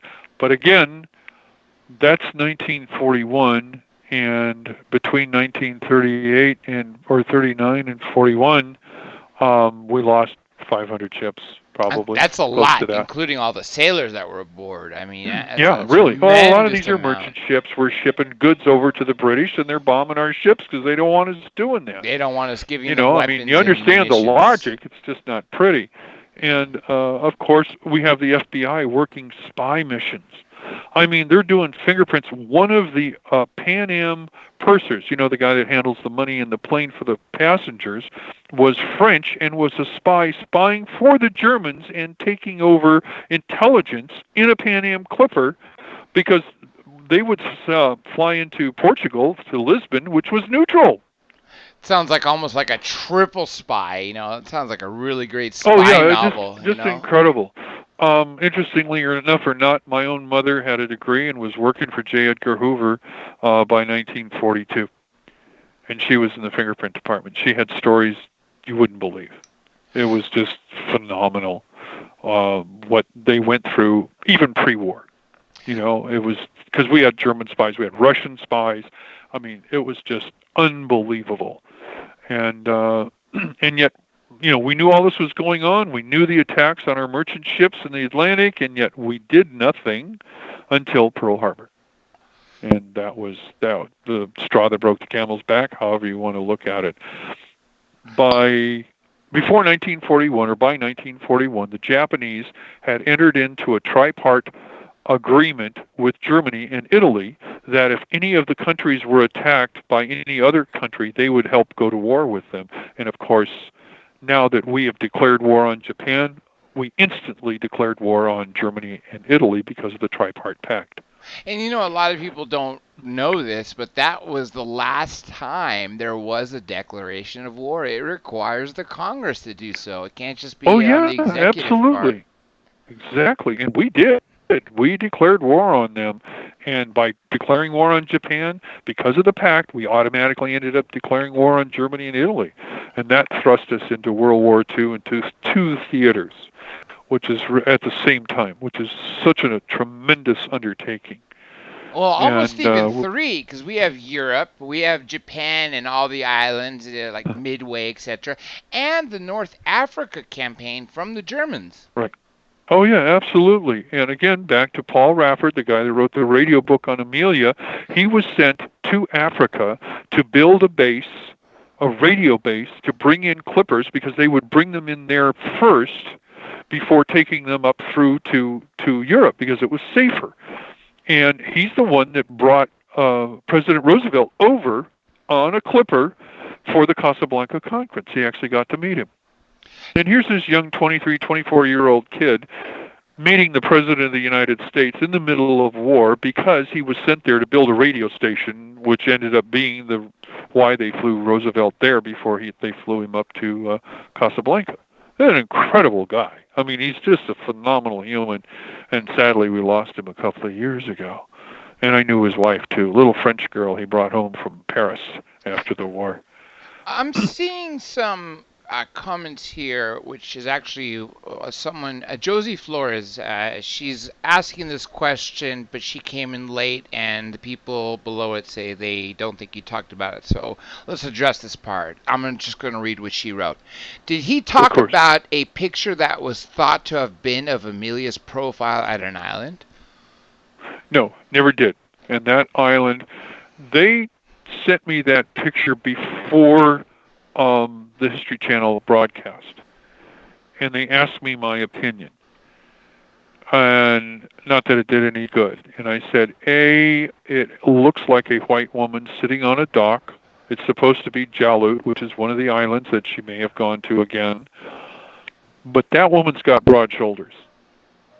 Amelia's a beanpole. She's olive oil with Popeye. Do you understand? That woman has broad shoulders. Secondly, the male standing up on the side, has the same hairline as her navigator, Fred Noonan, except this guy's got way too much hair. Fred's in his 40s. Okay, his hair is thinned out a long time ago. The third thing is that there's a picture of a ship which has what appears to be the plane floating behind it on a rope. However, that's a skiff because most of the Japanese islands don't have piers. You can't get to the shore from those ships. and indeed, it's the wrong ship. I also have a friend in Japan who sent me a picture of it out of a book he has that was published in 1935, 2 years before she disappeared. That story came out as well. So the chances of that being Amelia Earhart are 0. But it was a good story while it lasted. Some guy from the FBI went through all of the records at I don't know, Smithsonian or something, or Library of Congress, and found this picture. And, could have been Amelia Earhart, except for it's not. And again, Amelia's very slender. This woman has shoulders. Go look at the picture. It's all over the web. You can't miss it. The guy's got very thick hair. That's the wrong ship. Not the one, the Kosher Maru that we talked about that picked up supposedly Amelia Earhart or a plane in the water. It's a different one. You can't tell that that's a plane floating behind it. And according to my Japanese friend, it was published 2 years before she disappeared. Now, we have about 20 minutes left till the end of the show, so I'm going to shift gears into, you've written 29 books in total. How many of those are about Amelia? We've published 10 books on Amelia. I've only written 2. And I originally didn't intend to write any, but I wrote one, and that's The Hunt for Amelia Earhart, which is based on 8 interviews I made of the men who were in the ocean looking for her. Now, I think that now, if someone's missing for, I think the year is 7 years, then they declare them dead. At what point did they declare her dead? January of 39. So they waited the rest of 37 and then all of 38. And her husband was paid, forgive me if I have it wrong, about $3,000 to allow a film to be made on her disappearance called Flight for Freedom. I think it was Rosalind Russell. Maybe I'm wrong there, but it was definitely Fred McMurray who played the navigator. And in the end, she flies into the ocean. Although in the film it's deliberately, but regardless, George got money for allowing that story to go into, with different names and a different theory and but they do meet the Japanese at some point. I mean, they've got it all involved. But this is a promotional piece produced in the early 40s to gain dislike for the Japanese. Because basically they're saying, well, we're not saying it's Amelia, but it's Amelia, and the Japanese were going to, take advantage of her, and she died by flying into the ocean. To make us feel bad about the Japanese at the time. So it's obviously a propaganda piece. It's wonderful. Go watch it. It's an excellent film. With all the people you've interviewed, with everything you've seen, what do you personally think happened? She hit the water. At some point, she ran out of gas. Whether it's within 100 or a couple hundred miles of Howland Island, her target. And again, look at any globe or any world map, and at the international date line in the Pacific and the equator, there's a little tiny dot just up to the right of that intersection. That is Howland Island and has been U.S. territory since 1857. That was her target. Again, it's 9 feet high, flat as a board, and a mile and a half long. Not the biggest target I would have picked. Now, again, this goes to what you were saying earlier. Empty fuel tanks, this plane would have floated, right? Now, we also know... Lockheed stated it would float indefinitely. I was going to say, because if you have any speed, 100 miles per hour, 100 knots, anything like that, when you're hitting water, it's almost like hitting concrete. Have you ever seen that hijacked airliner? I think it was maybe a decade and a half or 2 decades ago, and it just crashed in the water. I mean, it just almost disintegrates, as it's coming in with the wing. It was in pieces. Again, she lost, if this all is true, if she ran out of gas, she's flying into a headwind. That's going to give you a lift right there. Even a 30-knot headwind in that aircraft is going to give you a little lift. If she did so, again, her radio cut off. Leo Bellert's guy listening, he said she was sounding very frantic and the radio just cut off. If I were that pilot and I lost engine, I would shut down those radios instantly to save all of that juice so I can fly the plane, because it's an all-electric plane. And then she's flying at 1,000 feet. She's definitely got the flight capability of bringing it down in the water and not crashing in the water. What she has was that much control. said in her last transmission? The glide path is pretty good. I'm sorry? What was said in her last transmission? I should be on you, but I cannot see you. Let's see. So essentially, a distress call. She said, "I'm whistling into the mic so you can hear me." The whistle sound. She was no good at Morse code, so using constant wave was kind of futile. She said, "I am 200 miles out. I'm whistling now." Again, that's an estimate. Take a bearing on us. Never heard from. She never reported that she heard them. She said, "I'm about 100 miles out. We must be on you now, but I cannot see you." This is, again, on each one of these is an hour apart. And if they're an hour apart and she's flying at 150 miles an hour, how is she going only 100 miles in that time? Because the wind picks up as you get closer to the equator. It's now even stronger. She said, "Gas is running low, unable to reach you by radio. We are flying now at 1,000 feet. We're circling. We cannot hear you. Go ahead on 7,500 KC." Now, here's the thing that nobody gets. When they took out that trailing antenna in Miami, they also pulled the crystal for the trailing antenna, which is only 500 kHz. That's a very low frequency to get long-distance propagation at night. But they pulled it. Well, that crystal weighs about 3.5 ounces. What are you pulling a crystal for? You're not saving any weight. Paul always believed that they plugged in a military frequency of 7,500 KC, and that's exactly what she says here at 7:58 local time. Go on at 7,500 KC with a long count. That's what she's saying to them. So that means, yes, indeed, she has a 75. You can't transmit on 7,500 if you don't have the frequency. You don't have the crystal. And her ship that she's flying toward, the Itasca, even gave out a command, said, "Everybody listen on 7,500 KC." So the Itasca says, "We received you, unable to get a bearing. Please take a bearing on us," meaning with her DF loop, and answer us with 3105, which is a day or a night frequency, which she should be using a day frequency. They ask her to do long dashes, anything, because they can't hear her now. And she says, "We're on the line of 157,337. That's an imaginary line that runs through the island, but you have to realize it's a sun line, and it moves at about 1,000 miles an hour westerly." Okay?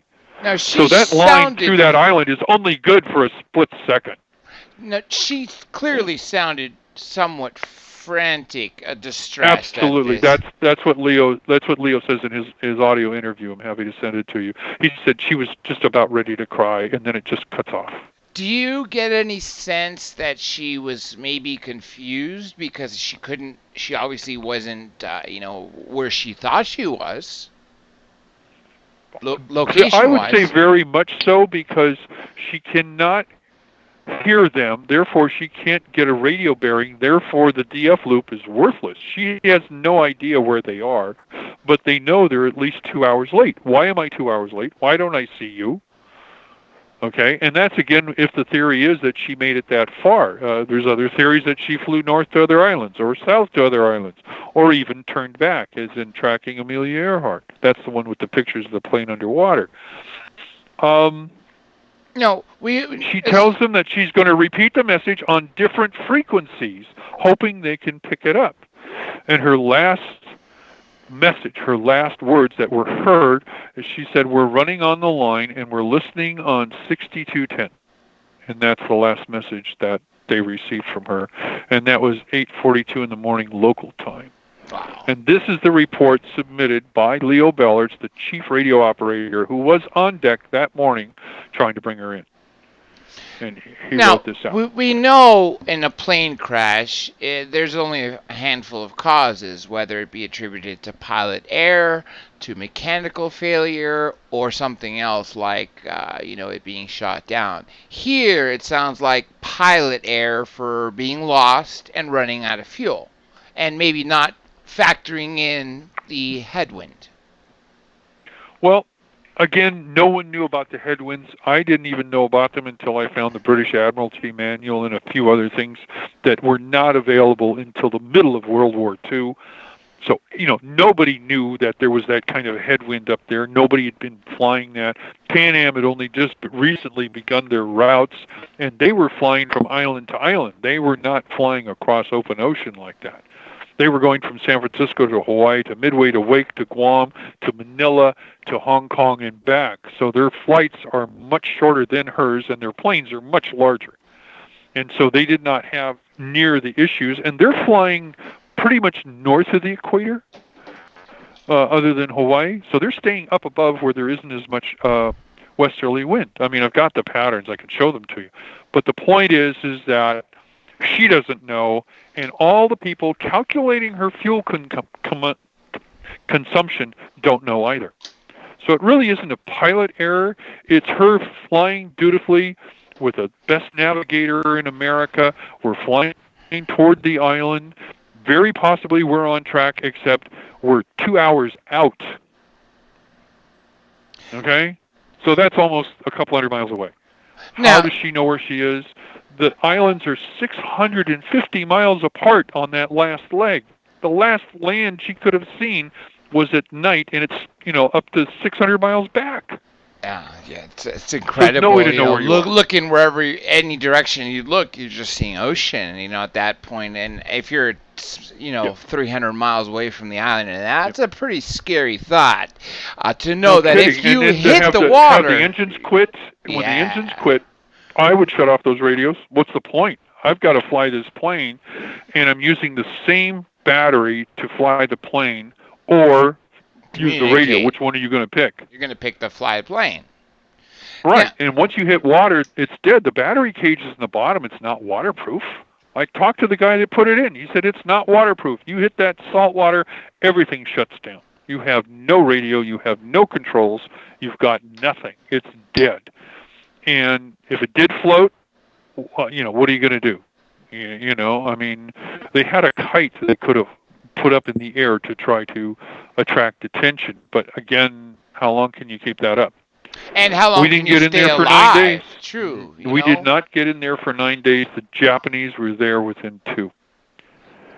A week early. That's a long time. A long time in that time, And you know what? Even if the weather is good, to be in that ocean, in that deep, I mean, you can get sunburnt. There's a lot of things that can go wrong that would keep you from living. I'm assuming there were life vests on the plane? Yeah, they had life vests. They had a life raft. They had very small provisions. They didn't have provisions for several days.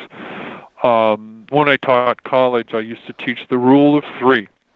You can go about 3 minutes without air, like you're underwater. You can go about 3 hours without body heat, like if you're in cold water. You can go 3 days without drinking water, and this is salt water. And you can go about 3 weeks without food. So it's a rule of 3. This keeps you alive. And I don't know if she knew all that, but they may have had enough water for 3 days, but they certainly didn't have enough food on hand for more than a week. And, in that environment, even if you stayed in the plane and it stayed high enough in the water, you have nothing to do. You simply wait, hoping somebody will come get you. You can't even tell that you're drifting in the water. I've been out on a boat between Long Beach and Catalina. If you stop that boat, you don't know you're moving. That's right. You don't. You really don't. You have no idea what you're doing. And sitting on the water, there's a rule of thumb for aviation, and that's you take the height of your plane in feet, double it, and take the square root. And that's how far it is to the horizon. So if you're in an aircraft and you're 5 feet off the ground, you can see 3 miles to the horizon. That's as far as you can see. Okay, if you're at 1,000 feet, you can see 45, maybe 47. But in the water, you can't see more than 3 miles ahead. Now, that's it. That's as far as it is. Aside from, what we talked about earlier, that the different accounts that she was captured by the Japanese or that the plane was burnt, etc., assuming all of that is false and that she did indeed crash into the ocean, do you know if any of her artifacts ever appeared washed up ashore somewhere? Anything? There was a metal box found on Mili Atoll, part of the Marshalls, not part of the Marianas, where the Saipan is, which is much more north. There was an aluminum table found on Gardner Island, Nikamuraru, same place where the Coast Guardmen were there, so that's pretty much a wash. There's no proof. I've talked to several noted archaeologists about the island. There was a 40-knot wind gale storm that virtually swept the island in the early 40s. And to think that anything is left, and then we put a Loran station on it, to think anything could even be estimated as being Earhart is folly. I mean, it's gone. It's been washed off. And again, the islands, all those islands are 9 feet high. There's a mountain on one of them. It's 18 feet high. Give you an idea. So they're flat. And so there was material found there. There was a bottle with a note in it found years later, but again, I don't know that she had a bottle. There is the girl in Miami, Florida, who claims she heard her on her radio, which again, we've already talked about. Maximum skips 3,000 miles. That's on the other side of the earth. There's no way that radio. An interesting note, there was a radio teleplay. Remember 1939? They did the War of the Worlds and scared everybody because we thought the Martians were landing? Broadcast, yes. Yeah, exactly. Classic piece. I love that. Well, 7 days after Amelia disappeared, on the 9th of July, they put on a radio play. Okay? They put on a radio play that actually had people acting like Amelia and Fred and the radio man on the thing, and they're talking back and forth, and they're talking, and she's saying, oh, there's water coming in the cab. And apparently the Navy believed it because they went to the location where they said in that radio play to look for her. Wow.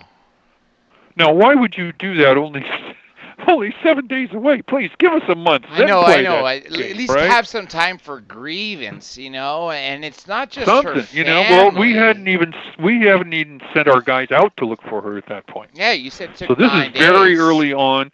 There are supposedly a purported 180 radio messages post-loss from Amelia Earhart, and I don't believe any of them are. If you land on the shore, you got to keep at least the right engine running to keep the generator going to keep the radio up, right? So what do you got? Fred holding up the wing? Can't you imagine that one? I mean, I can just see that. If you're in the water, the radio's dead anyway. And that's the radio man himself talking that I interviewed about 10 years ago. He lived up in Arcadia, north of Los Angeles. Neat guy. I finally got him interviewed on CBS. He was having a ball. They said, hey, do you know what happened to Amelia? He said, oh, heavens, no, I have no idea. He said, I thought she ran out of gas. Now, but the knowledge he had of her plane was just remarkable. Because we are running out of time, let me just say a couple things I might cover over. No, it's been fantastic. No, don't apologize. Absolutely. We have a few minutes leeway. Don't worry. I'm guessing that in 2037, we're going to have the 100-year anniversary, and it's really going to spark up this debate again. That's just my guess, so. Right? I mean, did they do so in 87, 50-year anniversary? I don't know. A lot of books and a lot of things came out. The woman who came back supposedly as Amelia or not Amelia was gone by then. She died in 83 of cancer. She actually sued the publisher and my author friend Joe Kloss for saying that she was Amelia Earhart and won. Wow. She won in court. And the judge said all we need is a set of fingerprints, and she refused. Really? She would have gotten $1 million then, and she turned it down. Of course, not every New Jersey housewife needs $1 million, right? I mean, I don't know. I Well, mean, this yeah, is, that too. going on silly. Unless you're But a I talked to Phil several spy, times. right? We'd meet at meetings and whatnot. Unless you're a Anyway, spy, you wouldn't want to give your fingerprints. no, not if you don't want to get known, especially if you're married to an MI6 Secret Servant agent of Great Britain. Now, why you have one, I don't know. That could be a whole other thing. But I knew people that met her and talked with her and knew her afterwards, would go to dinner with her. They said she was quite a cook. I go, well, that ain't Earhart.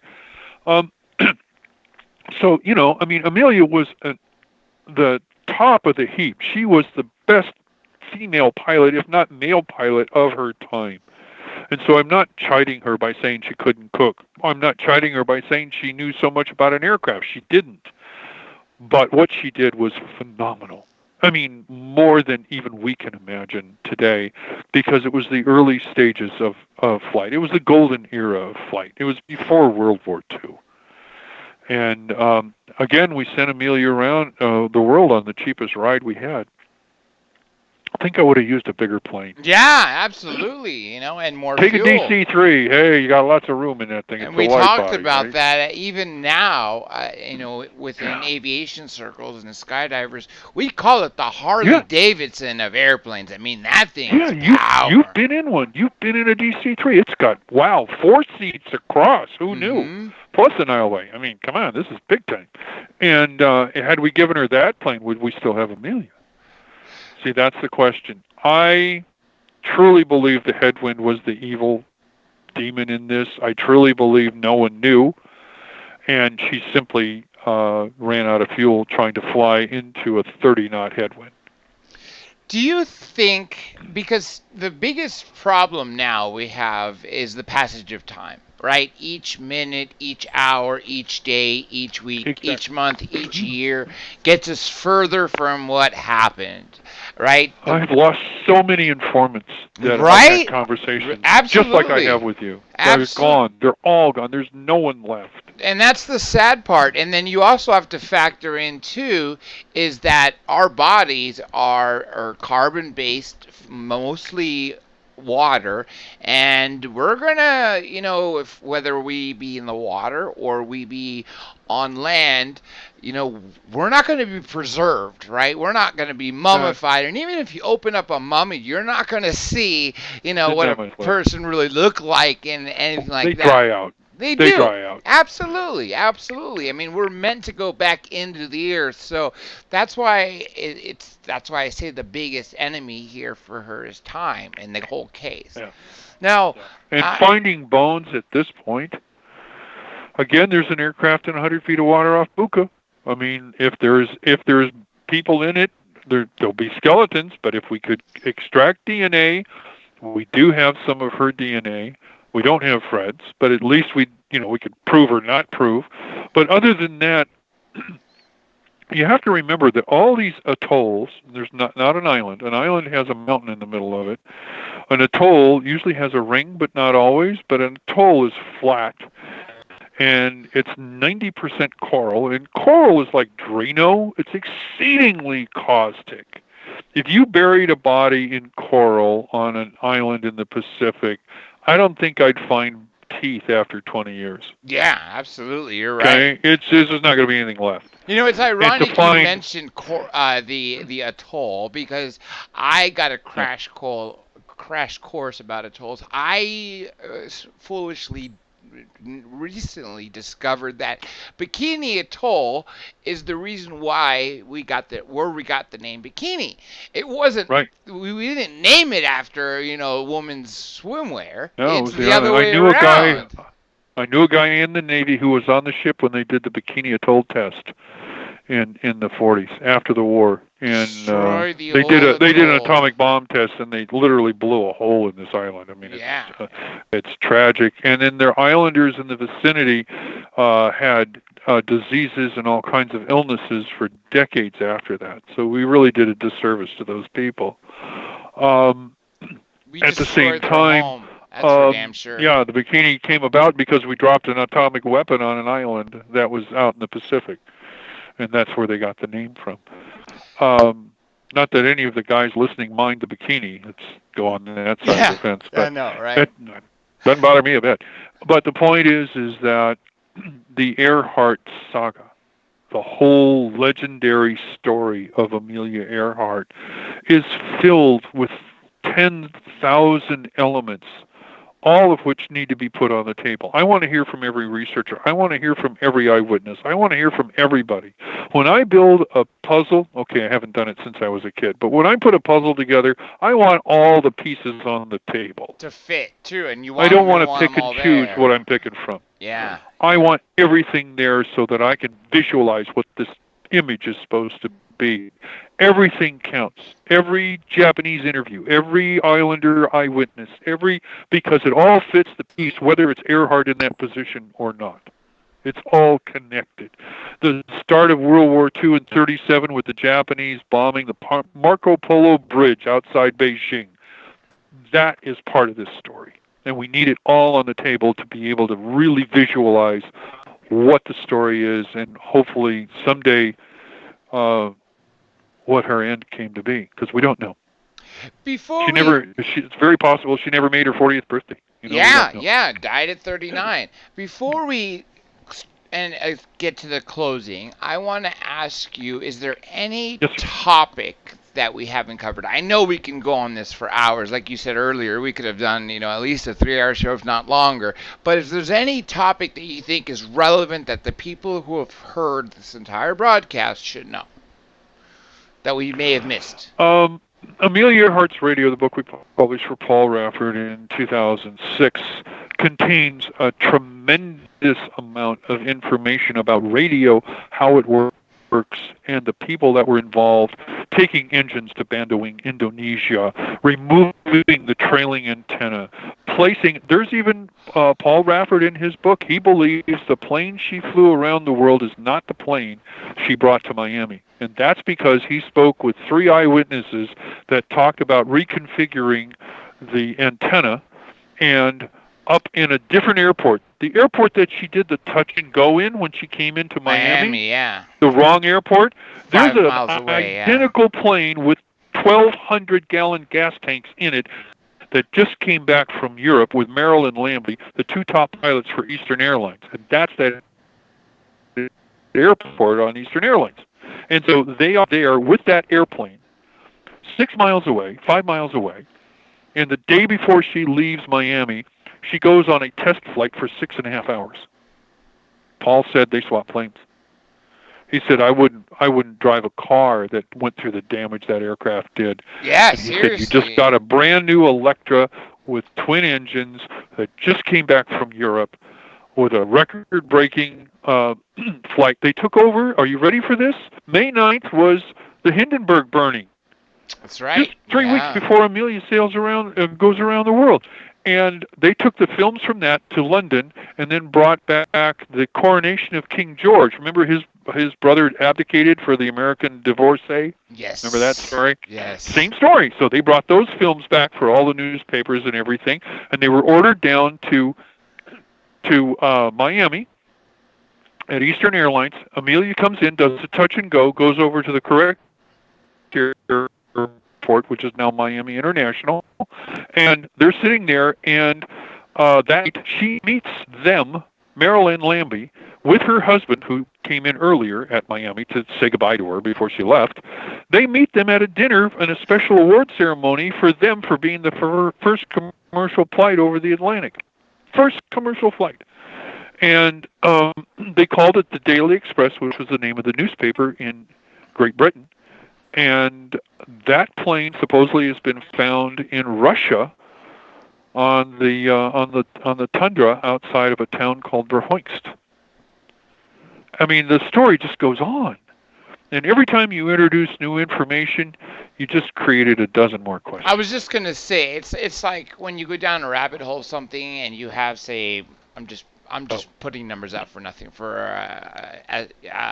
just for, what do you want to call it, for illustration, right? So if you have 20 questions going in. For each question you get answered, 10 more come about. So once you get your original 20 answered, you have 200 new questions, which That's right. It's exponential. It's the old Greek story of the Hydra. Every time you cut a head off, two grow back in its place. That's right. And That's right. there's nothing you can do to stop that propagation, because every bit of information you add into it brings in other questions about that same information and how it fits into the entire picture. Again, we got to get all the puzzle pieces on the table at the same time to ever figure this out. And I don't even know if we have them all yet. Well, in closing, let me ask you before I get your final statement. Do you think you're going to get any more information on her whereabouts or what happened? I hope. Again, all of the eyewitnesses are gone. All of the old data is missing. Saipan has an extensive collection of Japanese records because it was the headquarters for the Pacific. And it's there at the college. And it's available to people you go through. But you've got to remember, 75-year-old kanji is impossible to read by any modern Japanese person. You got to find somebody in their 80s to read this stuff. It has changed that much. I got a hold of a diary of a Marine who stormed the beach of Saipan in 1944, June, and the next day there were 600 bodies, and you got to cover them up, and they were collecting souvenirs. Hey, you got a bayonet. This guy got a helmet. This kid, he's 20 years old. He picks up a diary of a dead Japanese and told me about it in church when he's 90 years old. And I did a book on it, of his story with a Japanese story about how they met on a beach and one of them didn't get to go home.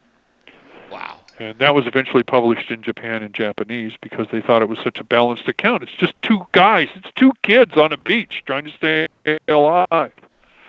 And it's such a dynamic account. He's gone now. I keep losing these guys, my informants.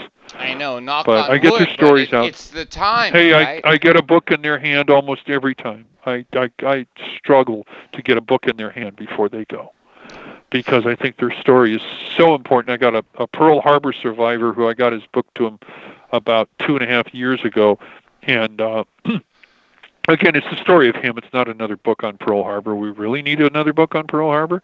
And so it's his story and how he brought home a nurse and lived it out. And he's in ill health. He's half the size he was a year ago. He's curled up in a bed, and I just go over to visit him because I owe him because of his story. And he's a hero. Of age, and if he's literally he's 98. growing up. Yeah, he's 98. But I did a book on a Rosie the Riveter. She's 97 and still going strong, lives in Long Beach, and she has bright red hair.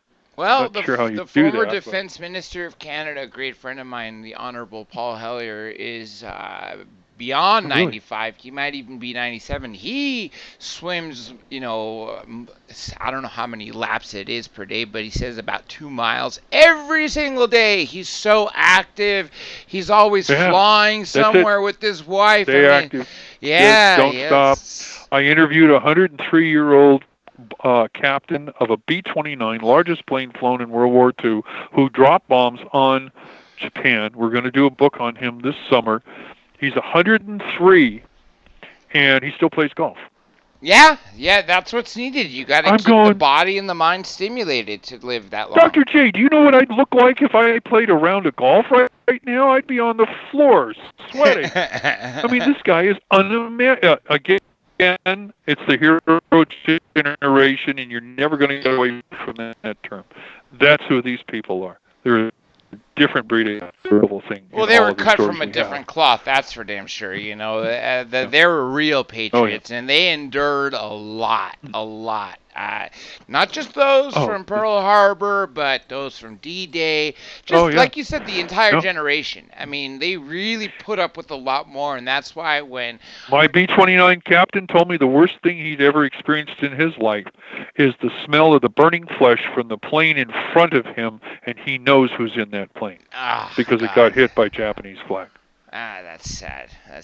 And he still has to fly a plane, do his job, and then it's a 7-hour flight each way. He's still got 7 hours of quiet time to try to deal with the emotion that he just experienced. And guess what? In 3 days, he's probably going to go do another run. Knock on wood. I Yeah. hope to God I never ever have to, Yeah. know what the smell of burning flesh is like. I am so desperate. I'm working on a book that's a total different focus. It's about the history of America over time and how we continue to repeat the same stupid mistakes. And I'm desperate to get it out this year. And it's about how we could possibly understand why we've had so many major wars and what we can do to not have another one. Well, let's make this point across, too, that famous quote, if we don't know our history, we are doomed to repeat it. That is just fact. And this isn't just about America. This is the entire world. That's it. And in America, we've had an era of prosperity followed by a recession, followed by a war, 3 times.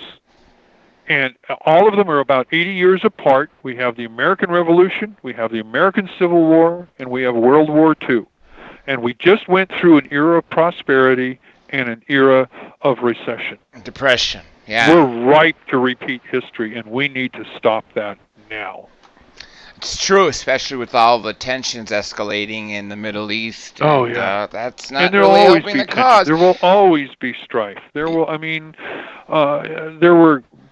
silly songs in the 50s talking about all the different things going on in the world that were bad at that moment. I just heard on the news yesterday that Iran actually surpassed the nuclear capability that they were supposed to stay under from the 2015 Iran nuclear deal. So we know that's not a good sign for us.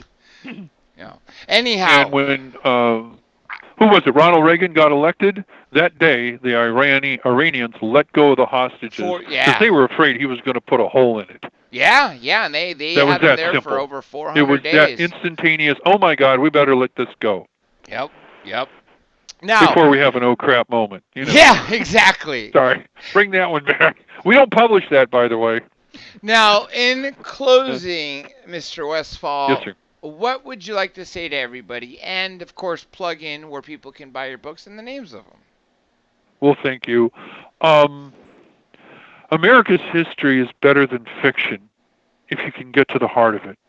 And that's what we try to do. We tell an individual story of the gold rush as an 11-year-old girl, not the story of the gold rush. Okay, we tell the story of an individual in every book, and lavishly illustrated. Our Pearl Harbor book has 240 illustrations. A third has never been seen before. We've published 128 titles. They're all available through our website at specialbooks.com. If you Google me, I'm 80% of the next 10 pages of Google, and you can, all of them lead back to my website. Well, Douglas, I'm easy to find. It's been a true honor to have you on the show, Douglas Westfall. Thank you so much. Let me just give some shout-outs. Of course, I want to thank all the moderators and everybody listening to the show. We have to thank iHeartRadio, also UPRN and Deprogrammed Radio. Remember, folks, the only thing you have to remember with regards to the name of the show is the name of it. That is Dr. J Radio Live. So, for instance, the website, drjradiolive.com. Everything from Minds, but let me tell you about Minds real quick. I really hope all of you stop using Facebook and go to Minds. Minds is not censored, it's open source, and it pays you in cryptocurrency just to use it. Literally. It's Minds, M-I-N-D-S. You can see the link if you're paying attention on YouTube right now.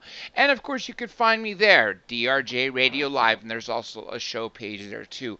Also, I really hope some of you start going onto Patreon. Get some of the extra things, some of the interviews that for certain reasons I haven't released. For instance, Edgar Mitchell's last interview, which I didn't see fit, that he didn't seem that well. We scheduled to do another one a week later, and he passed away that Friday. These are exclusive things that I will give you all access to if you subscribe to my subscription on my website or via Patreon. But other things, Twitter, I pay attention to Twitter. If you tag DRJ Radio Live, Dr. J Radio Live on Twitter, I will absolutely see that. Everything from Instagram, Twitter, Facebook, Flickr, Tumblr, Patreon, Minds, like I mentioned, BitTube, DTube, Twitch, even, and of course, YouTube, as you all know, it's all the same thing, folks. Dr. J Radio Live. With that being said, I'm Dr. J, and I hope you all have a happy 4th of July since I will not be here. And now we are signing off.